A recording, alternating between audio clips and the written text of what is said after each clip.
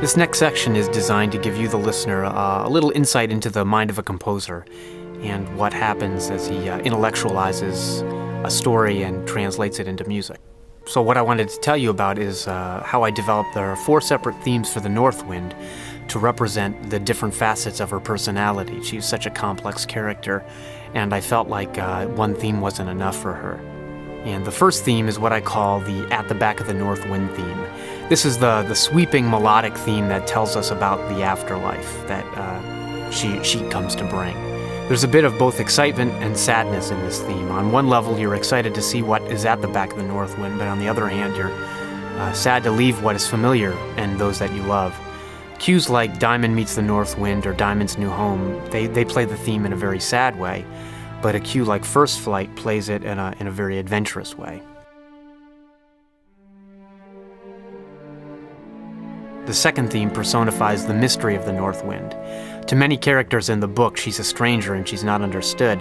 This theme's almost a nod to Danny Elfman in the style of fantasy that he created. My theme moves under the chord progression of G minor to E flat minor, which is a pretty standard kind of minor third movement, to a G major sharp 4 kind of a Lydian thing.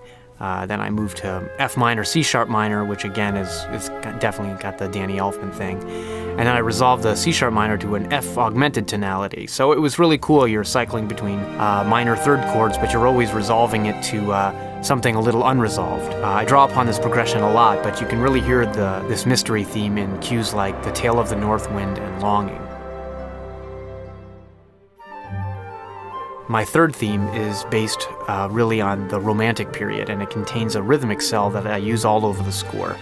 And this theme I use to represent motion. When the Northwind is on the move, we really hear this music play. The theme is a 3-part counterline between flute, clarinet, and bassoon, and they're all playing these really fast-moving lines independently, but together it creates just a wash of emotion. And cues like Running or Flying or The Storm contain this theme.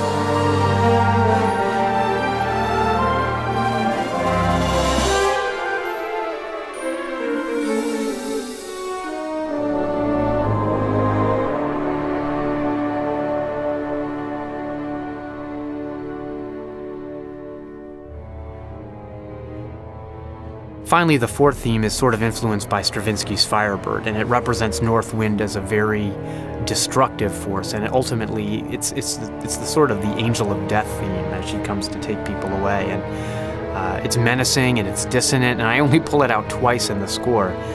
It can be heard at the end of Diamond Meets the Northwind, and it can be heard in the middle of Diamond Questions the Northwind.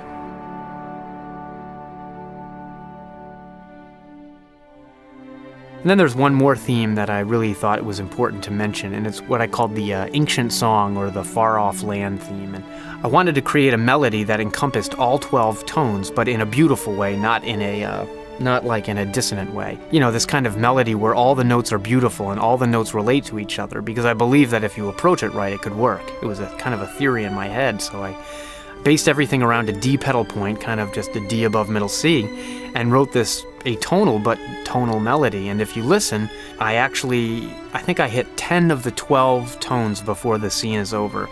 I have the strings playing in a 4-octave spread, and it kind of gives this sense of mystery and magic about it.